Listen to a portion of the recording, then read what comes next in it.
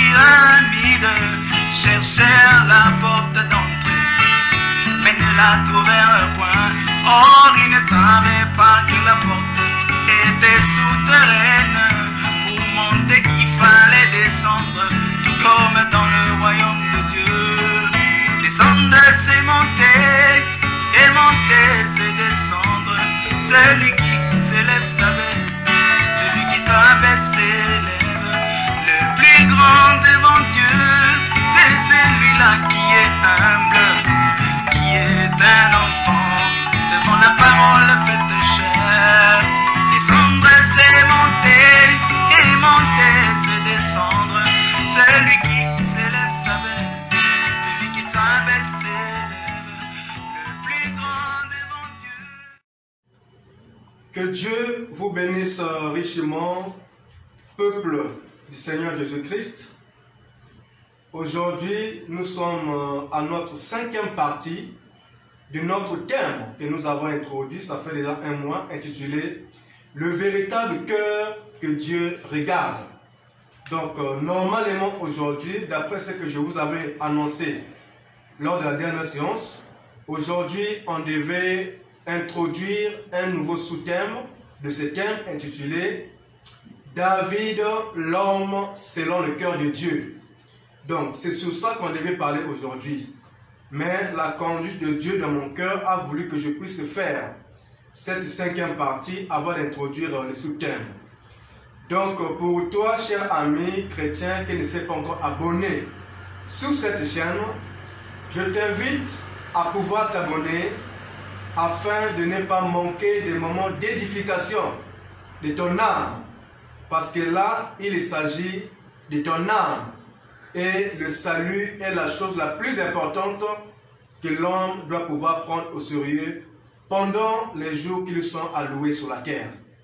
Donc, sur ce, je vous invite massivement à prendre vos Bibles avec moi dans le livre de 1 Samuel. Donc, nous prenons 1 Samuel. 1 Samuel, chapitre 2. Donc, 1 Samuel, chapitre 16 plutôt. Nous prenons dans 1 Samuel, chapitre 16, à partir du verset 6 à 7. Lorsqu'ils entrèrent, il se dit, en voyant Eliab, certainement loin de l'Éternel est ici devant lui. Et l'Éternel dit à Samuel, ne prends point garde à son apparence et à la hauteur de sa taille, car je l'ai rejeté. L'Éternel ne considère pas ce que l'homme considère. L'homme regarde à ce qui frappe les yeux, mais l'Éternel regarde au cœur. Donc ça c'est notre passage de base auquel nous avons tiré ce sujet intitulé « Le véritable cœur que Dieu regarde ». Comme je l'ai dit qu'aujourd'hui nous sommes à notre 5e partie, je vais vous inviter à lire avec moi le passage de Luc. Luc chapitre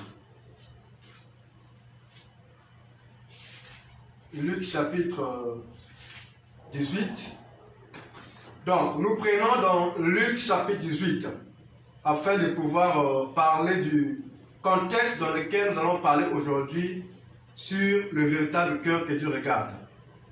Donc, dans Luc chapitre 18, à partir du verset 9, la Bible dit ceci.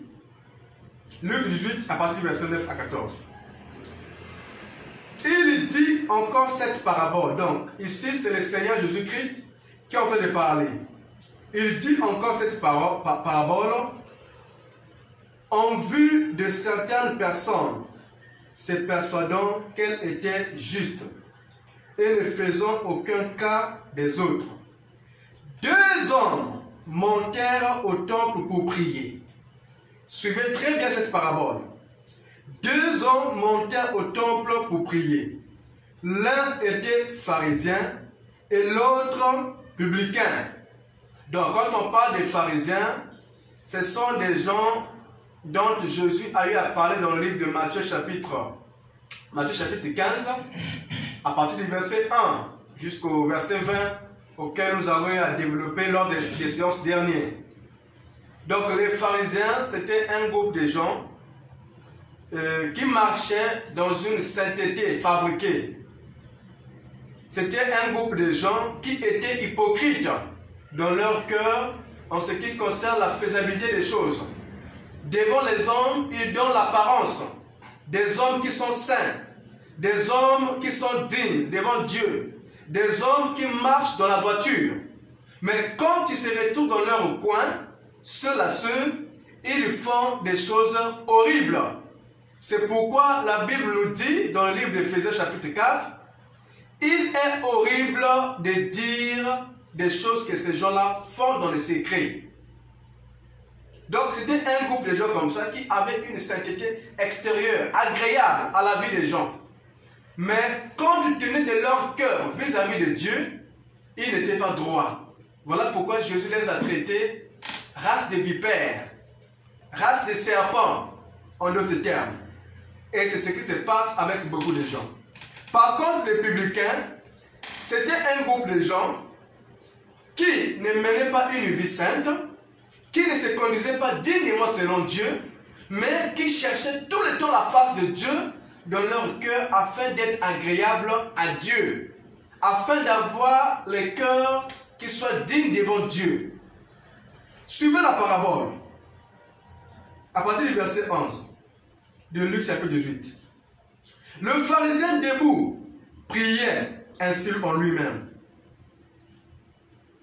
Ô Dieu, je te rends grâce de ce que je ne suis pas comme le reste des hommes. Ça, c'est la prière du pharisien. Je répète. Le pharisien debout priait ainsi en lui-même. Ô Dieu, je te rends grâce de ce que je ne suis pas comme les restes des hommes, qui sont ravisseurs, injustes, adultères, ou même comme ces publicains. Vu qu'ils étaient à deux dans le temple, à offrir une prière à Dieu. Chacun priait de son côté.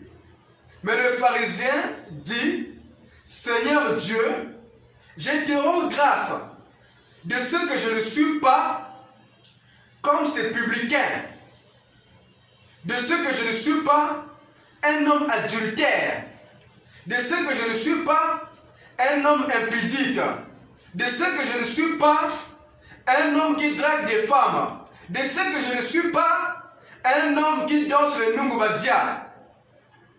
Ça, c'est la prière du pharisien.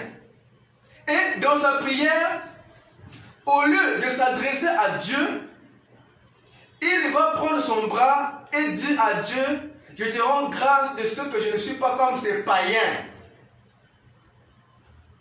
Voilà sa prière.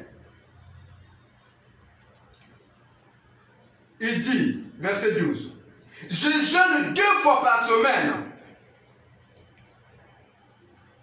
Je donne la dîme de tous mes revenus. Voilà les éloges de la prière d'un pharisien. Oh Dieu, je te rends grâce de ce que je ne suis pas comme ces garçons qui draguent tout le temps des filles.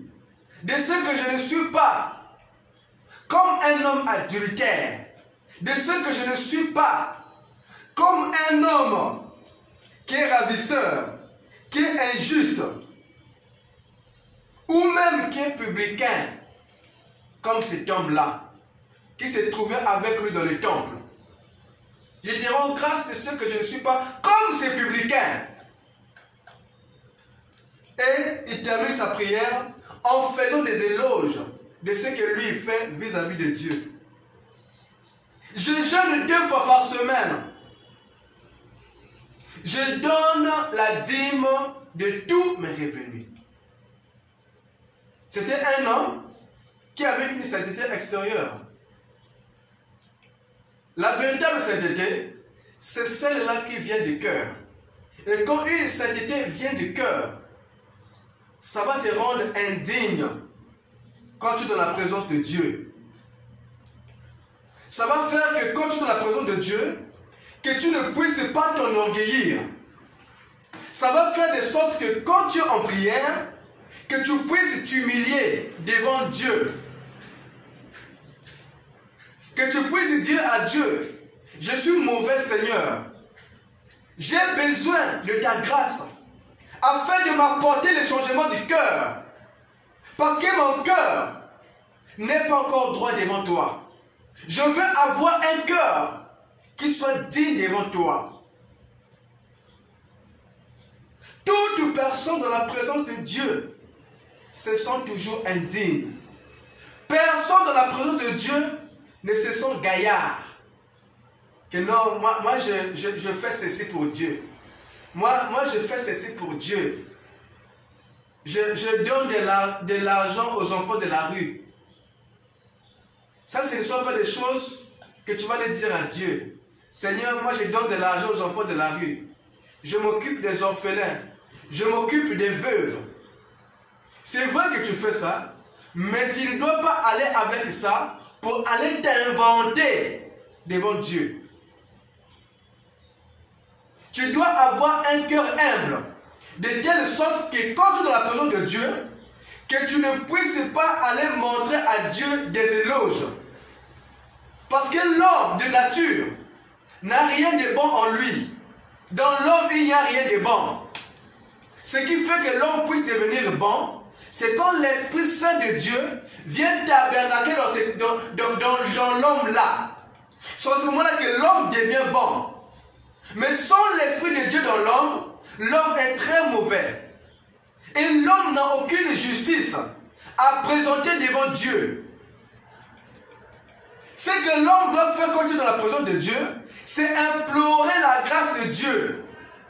Comme ce fut le cas de notre père, Ésaïe, lui qui s'était appuyé sur Osias le roi, qui avait bâti sa confiance sur le roi Osias.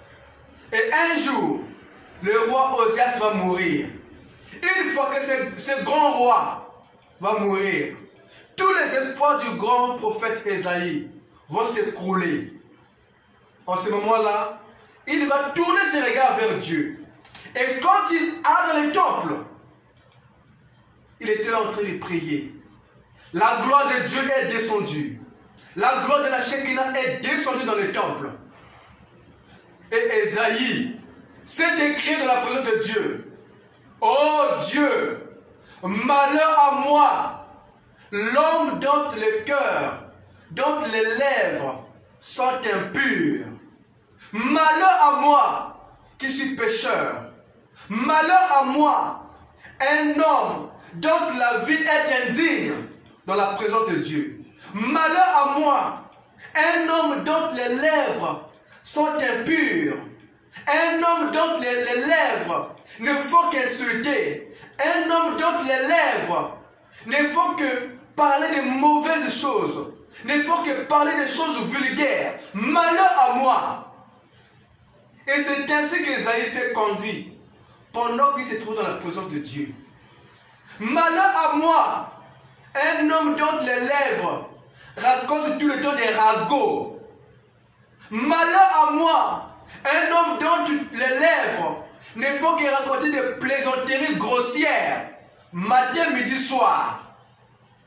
Parce que la Bible dit aussi que les hommes qui prononcent des paroles vaines seront jugés à cause de ça.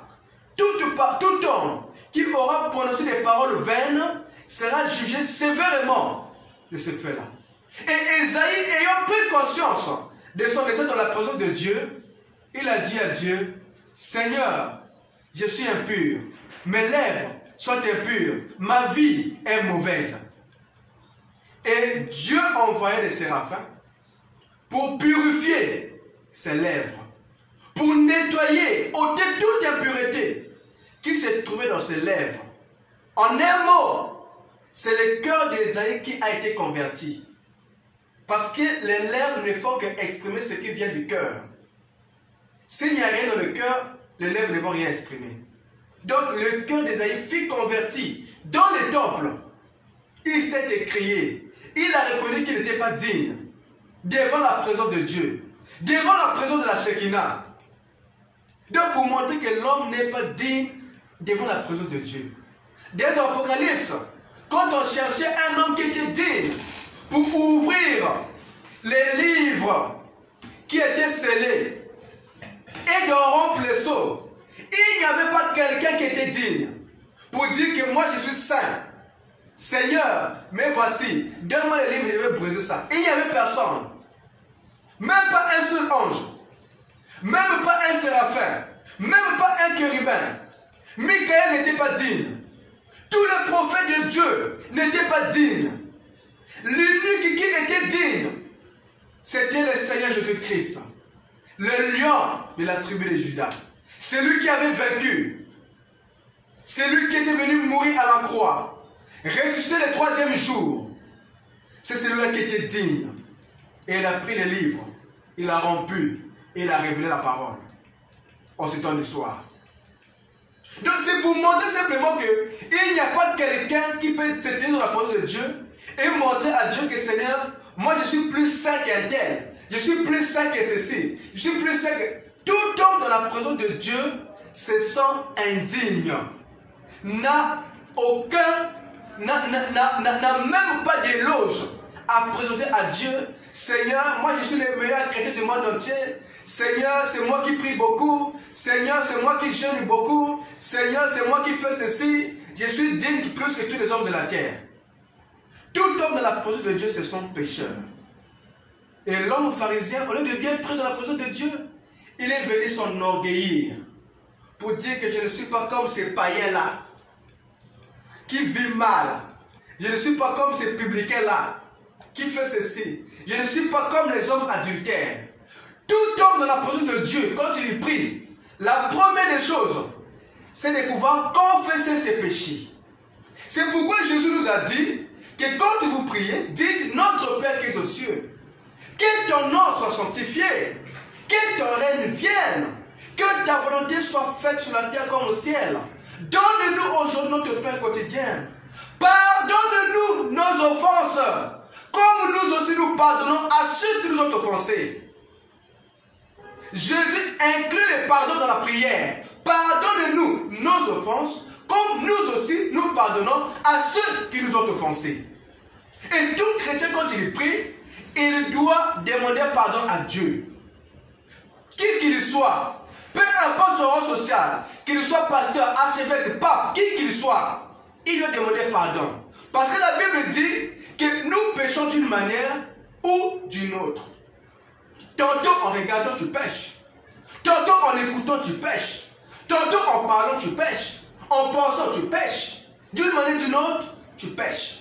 Raison pour laquelle, quand tu te trouves dans la présence de Dieu, tu dois demander à Dieu pardon de ce que ta conduite n'a pas été digne devant lui. Avant de pouvoir introduire une demande. Avant de demander quoi que ce soit à Dieu, quand tu rentres dans la prière, demande pardon. Et Dieu aime un cœur qui se répand. Un cœur qui demande pardon à Dieu de tous ses péchés. Parce que la Bible dit que Dieu n'exauce pas les pécheurs.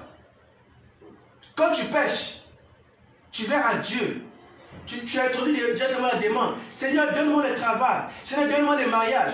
Mais Dieu ne peut pas exaucer la prière là parce qu'il sait que toi, tu as péché d'une manière ou d'une autre. Pour que Dieu puisse t'exaucer, tu dois d'abord premièrement reconnaître que tu es un pécheur, que tu ne mérites rien. Et par conséquent, tu dois confesser ton péché à Dieu. Et une fois que ton péché est confessé à Dieu, non seulement demander pardon de tes lèvres, parce qu'il y a beaucoup de gens qui demandent pardon des lèvres. Mon frère, pardonne-moi de ce que j'ai fait. Excuse-moi, pardonne-moi. Mais ça ne vient pas du cœur. C'est juste un pardon des lèvres. Le pardon que Dieu donne, agrée, c'est un pardon qui vient du cœur. Donc toi-même tu te rends compte que non, Seigneur, j'ai mal agi. Seigneur, j'ai mal parlé. C'est pas comme ça que je devais parler à mon frère. C'est pas comme ça que je devais parler à ma soeur. Mais je ne sais pas ce qu'il m'avait pris. Je lui ai mal répondu. Seigneur, je regrette de l'avoir fait. Tu tu te réponds sincèrement. Et par la suite, tu introduis ta demande. Une fois que tu obtiens le pardon de Dieu dans la prière, par la suite, tu introduis ta demande. Et là, Dieu va t'agréer. Donc, aucune personne n'a une justice à présenter à Dieu. Tous sont privés de la gloire. Mais nous sommes sauvés par la grâce. Suivez maintenant la prière du publicain. Je suis au verset 13. Le publicain se tenant à distance n'osait même pas lever les yeux au ciel. Par contre, l'homme qu'on appelle le pharisien, il a levé ses yeux au ciel. Oh Dieu, écoute ma prière. Je ne suis pas un homme adultère. Je ne suis pas un homme qui insulte. Je ne suis pas un homme qui convoite. Je ne suis pas un homme injuste. Je ne suis pas comme ces païens-là. Je ne suis pas comme ces païens-là. Voilà un homme qui prie de manière arrogante. Même l'arrogance dans la prière. Dieu n'aime pas des gens qui l'invoquent avec arrogance. Dieu aime des gens, quand ils se tiennent dans sa présence, ils viennent avec révérence. Avec révérence. Et qui demandent pardon à Dieu de leur mauvaise voie. Je ne suis pas comme ces païens-là. Je ne suis pas comme ces catholiques-là qui prient avec des chapelets. Je ne suis pas comme ces musulmans-là qui étalent sa natte et qui tournent ces boules de collet là. C'est pas comme ça qu'on prie. Tu dois te repentir devant Dieu. Montrer à Dieu que Seigneur, je ne suis rien. Si tu ne me viens pas au secours, c'en est fini pour moi. Si tu ne me pardonnes pas, Seigneur, j'irai en enfer dans ma condition de péché. Si, Seigneur, tu ne m'accordes pas ta grâce, mon âme va fuir en enfer. Pardonne-moi, Seigneur. Accorde-moi ta grâce. Dieu aime des cœurs qui sont humbles. Il y a des gens à qui Dieu a fait grâce de beaucoup prier. Même dans leur témoignage, ils montrent qu'eux, ils sont plus que tous les autres. C'est un comportement païen. Que moi je prie plus qu'un tel. Tu es un païen. Que moi, je jeûne plus que tous les membres de mon église. Tu es un païen. Donc, ici, tu es identique à ces pharisiens-là, qui aiment des éloges sur ce qu'ils font auprès de Dieu. Ce que Dieu a fait de toi, est-ce qu'il fait des éloges matin, midi, soir, comme tu le fais quand tu pries, à propos des choses que tu fais à Dieu? Même pas. Frère, moi je prie pendant 8 heures de temps. Pourquoi est-ce que tu le dis? Est-ce que tu le dis pour montrer que tu es plus que les autres?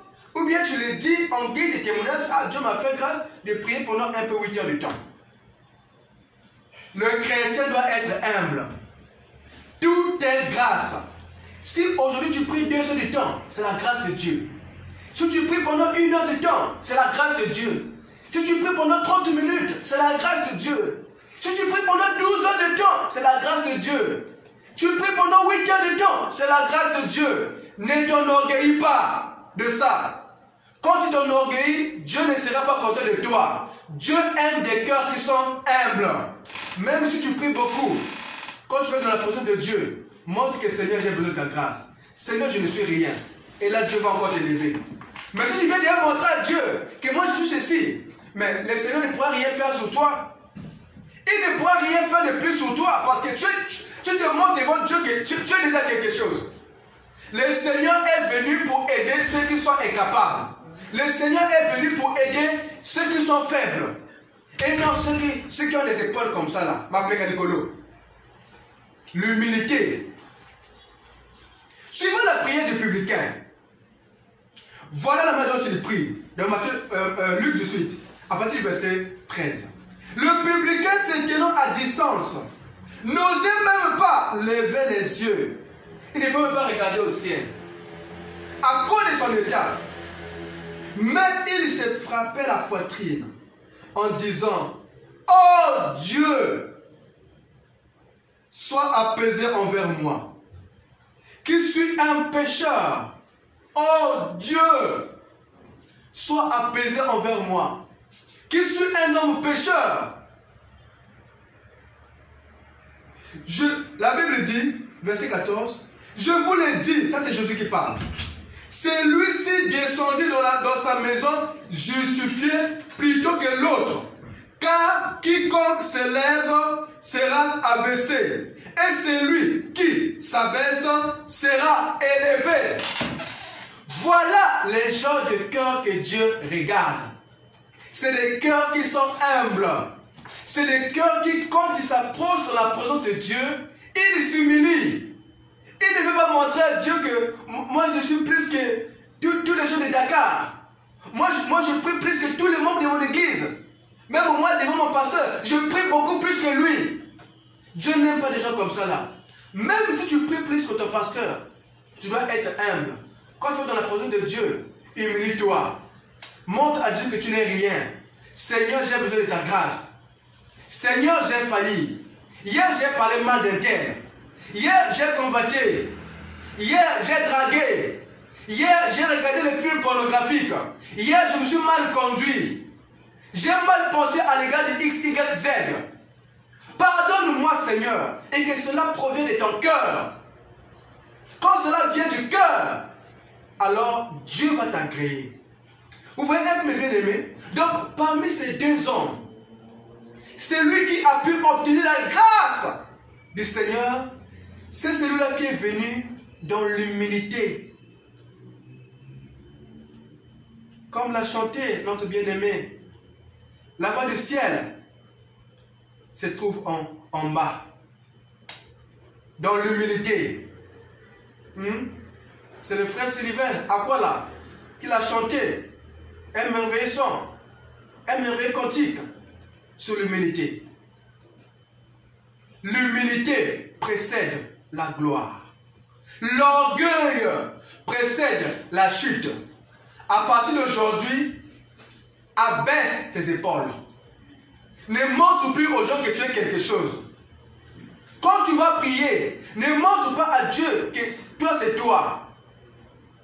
Toute personne qui a eu un comportement hautain, un cœur hautain, une attitude arrogante, Dieu l'a précipité. La première personne que Dieu a précipité sur la terre à cause de l'orgueil, c'était Lucifer. Mes frères, vous allez lire ça dans le livre d'Ézéchiel, chapitre 28. Vous allez également lire ça dans le livre d'Ésaïe, chapitre 14. Le diable, Dieu l'avait placé comme son bras droit. Il était le premier ministre dans le gouvernement de Jésus-Christ, là-bas au ciel. Dieu l'a doté de toutes pierres précieuses, de l'or, de diamants, de sardoines, de topazes, ainsi que autres, comme le dit Ézéchiel chapitre 28. L'ange Michael, appelé encore l'ange de la lumière, était parfait en beauté. Il n'y avait aucun ange qui était plus beau comme lui. Il n'y avait aucun ange qui avait la parure de beauté comme lui. Lui, il avait une beauté supérieure. Il était élevé au-dessus de tout. Dieu l'avait élevé. Dieu l'avait donné un haut rang. Mais après m'a donné, à cause de sa beauté, à cause de son élévation, il était le premier ministre, disons même le vice-président du gouvernement de Dieu, ou encore le premier ministre dans certains gouvernements. Mais à cause de son orgueil, de sa beauté, il s'en est enorgueilli. Il a dit que moi, c'est moi. Je suis le meilleur ange. Je suis l'ange le plus élevé. Et son but, c'était maintenant de chercher à prendre la place de Dieu. Et à cause de son orgueil, Dieu l'a précipité sur la terre. Et tout roi dans la Bible qui s'en était enorgueilli, comme ce fut le cas du roi Nebuchadnezzar, dans Daniel, à qui Dieu avait élevé, mais après, il s'était enorgueilli. Dieu l'a précipité. Le roi Belshazzar, lui aussi, quand il prend le trône, au lieu de s'humilier, il va s'enorgueillir. Dieu aussi l'a précipité.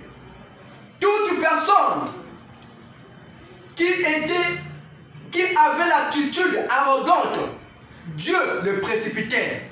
C'est pour vous montrer que Dieu n'aime pas l'orgueil. Le véritable cœur que Dieu regarde, c'est le cœur humble. C'est ce que nous dit le livre de Jacques. Je vais le lire rapidement. Nous sommes à la fin. Jacques nous dit ceci. Jacques chapitre 4. Je prends rapidement à partir du verset 6. Jacques chapitre 4 verset 6. Il accorde au contraire une grâce plus excellente.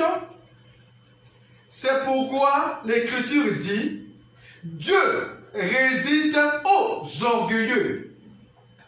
Dieu résiste à ceux qui ont le cœur orgueilleux. Dieu résiste à ceux qui ont le cœur hautain. Quand tu fais un bien à quelqu'un, si ce n'était pas moi, les jours-là, il devait dormir affamé. Si ce n'était pas moi, aujourd'hui-là, il ne devait même pas avoir le travail. Si ce n'était pas moi, son mariage-là ne devait même pas avoir lieu. C'est moi qui lui avais donné 1 million. Païen! La Bible dit que quand tu fais ton aumône à quelqu'un, tu fais du bien à quelqu'un, que ton bras gauche ne sache pas ce que fait la main droite. Mais toi, dès que tu fais quelqu'un du bien, moi je fais ceci, je paie la scolarité de mes brebis, je paie certaines personnes les loyers, je fais ceci. Tu le dis pourquoi? Pour t'enorgueillir, pour que les gens sachent que non, toi tu partages. Une personne qui partage réellement, selon Dieu, ne peut aller jamais chanter ce qui lui fait du bien aux gens. Ce qui lui fait aux gens, il ne peut jamais aller chanter pour ça. C'est peut-être les individus auxquels il aurait partagé qui pourront témoigner qu'un tel m'avait fait du bien tel jour. Vraiment que Dieu bénisse mon frère, que Dieu bénisse ma soeur. Mais toi qui as fait du bien, allez chanter matin, midi, soir, que moi j'ai fait ceci. Tu es un païen. Et la Bible te dit que Dieu résiste aux orgueilleux.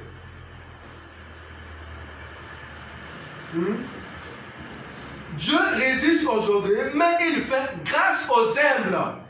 C'est pour cela que Dieu a fait grâce à cet homme-là qui était parti prier dans le temple. Il a reconnu qu'il était pécheur. Il a reconnu que sa conduite n'était pas bonne. Il a reconnu que s'il mourait dans son état de péché, il irait droit en enfer. Il a dit, Seigneur, accorde-moi une grâce. J'ai besoin de ta faveur. J'ai mené une vie mauvaise. J'étais la personne la plus impudique de la ville. Je suis la prostituée la plus réputée du monde. Je suis les bandits, les chanvreurs les plus réputés du monde. Donc, je suis le plus délinquant de mon quartier. Je suis le plus bandit de mon quartier. Je suis la personne la plus mauvaise. Je ne suis même pas digne de me tenir de ta présence. Et la Bible nous a montré qu'il n'a même pas osé lever, regarder au ciel pour demander la grâce de Dieu. Il avait son regard abaissé. Et Dieu du haut des cieux lui a accordé la faveur. C'est pourquoi la Bible dit, la Bible a raison, que Dieu résiste aux orgueilleux, mais il accorde une grâce excellente à ceux qui sont humbles de cœur, à ceux qui s'humilient. Donc le cœur que Dieu regarde, c'est un cœur humble. Ce n'est pas un cœur orgueilleux. Je descends. La Bible dit ceci, verset 10, de Jacques chapitre 4, verset 10. Humiliez-vous devant le Seigneur et il vous élèvera. Quand tu viens dans la présence de Dieu, humilie-toi devant Dieu. Montre à Dieu que tu n'es rien. Comme le faisaient les gens dans l'Ancien Testament. Quand ils avaient des besoins, quand ils rentraient en prière, en jeûne, même les rois déchiraient leurs habits royaux. Ils portaient des sacs. Ils se roulaient par terre. Ils gênaient, priaient pour implorer la grâce de Dieu. tu vas dans la prière, tu vas dire à Dieu, Seigneur, je ne suis pas comme les Gimbanguistes là. Je ne suis pas comme les catholiques là. Je ne suis pas comme les protestants là. Je ne suis pas comme l'homme des églises des réveils là. Je ne suis pas comme ces musulmans là. Je ne suis pas comme ceci, comme. Qui es-tu? Tu es un homme de péché. Tu es né dans le péché. Conçu dans l'iniquité. Quand tu viens dans la présence de Dieu, le Fils, sois humble. Tu veux obtenir la miséricorde de Dieu, sois humble. Ne veux pas aller chanter matin, midi, soir. Que moi je jeûne 2 fois par mois pour t'enorgueillir, pour hausser tes épaules, pour que les gens sachent, ah, le frère là, lui il jeûne 4 fois par mois. Lui il jeûne 8 fois par mois. Il prie pendant 12 heures du temps. En guise de témoignage, ça passe. Mais si tu le dis dans le sens d'aller t'enorgueillir, comme a fait le publicain, le pharisien devant le publicain dans la présence de Dieu, tu es un païen. Donc, rapidement, nous allons prendre Proverbes. Nous allons lire dans Proverbes, chapitre 16. Nous sommes à la fin.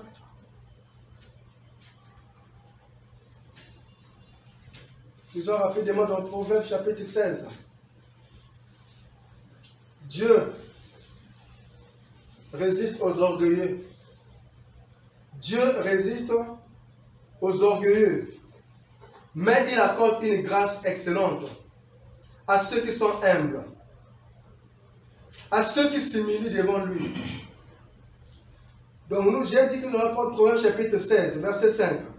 La Bible dit ceci: tout cœur hautain est en abomination à l'Éternel. Autrefois, on avait parlé d'une femme qui porte des pantalons, elle est en abomination devant Dieu. Donc l'abomination, ce n'est pas seulement les pantalons. Quand tu as un cœur orgueilleux, quand tu as l'aptitude de t'enorgueillir, de montrer que toi c'est toi, de montrer qu'en dehors de toi il n'y a pas quelqu'un d'autre, de montrer c'est comme si tu es au sommet. Quand tu as l'esprit de pouvoir montrer aux gens que tu es plus que tous les autres. La Bible te dit que ton cœur est en abomination devant Dieu. Tout cœur hautain est en abomination devant Dieu. Donc une personne qui a un cœur qui s'enorgueillit, ce cœur-là est souillé devant Dieu. C'est un cœur pourri devant Dieu. Certes, il ne restera pas impuni. Je répète, Proverbes chapitre 16, verset 5. Tout cœur hautain est en abomination à l'Éternel. Certes, il ne restera pas impuni. Sache-le dès ce jour, avec ton cœur hautain, qui s'enorgueillit matin, midi, soir, que moi, toi tu me connais, toi tu me connais, ceci, moi. Ton cœur là, hautain là, Dieu a dit, ça ne restera pas impuni. Tu seras puni à cause de ton cœur hautain là. Et le cœur hautain n'ira pas au ciel. Le cœur orgueilleux hautain ira droit en enfer. Dieu aime l'humilité. C'est pourquoi tout homme que Dieu élève doit demeurer humble. Mais si l'orgueil rentre, par là on comprend que l'homme là a rétrogradé. Nous allons terminer avec le Psaume chapitre 31.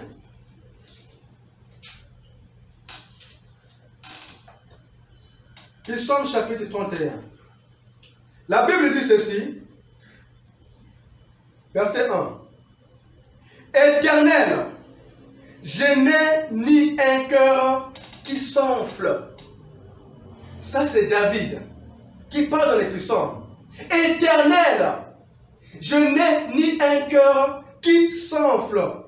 Tu dis un cœur qui s'enorgueillit, un cœur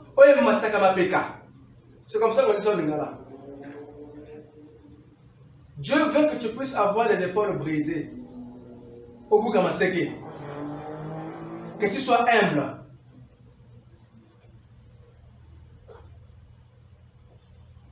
Ça c'est David, hein? L'homme selon le cœur de Dieu. Regardez les cœurs que Dieu apprécie. C'est peut-être même déjà l'introduction. Il dit, Éternel, je n'ai ni un cœur qui s'enfle, ni des regards hautains. Même les regards là. Dieu aussi regarde à tout ça. Hein. Il y a des gens qui ont des regards hautains. Un regard bizarre. Tu vois quelqu'un qui va te demander l'argent là. Tu lui projettes un regard bizarre. Un regard hautain. Un regard qui méprise.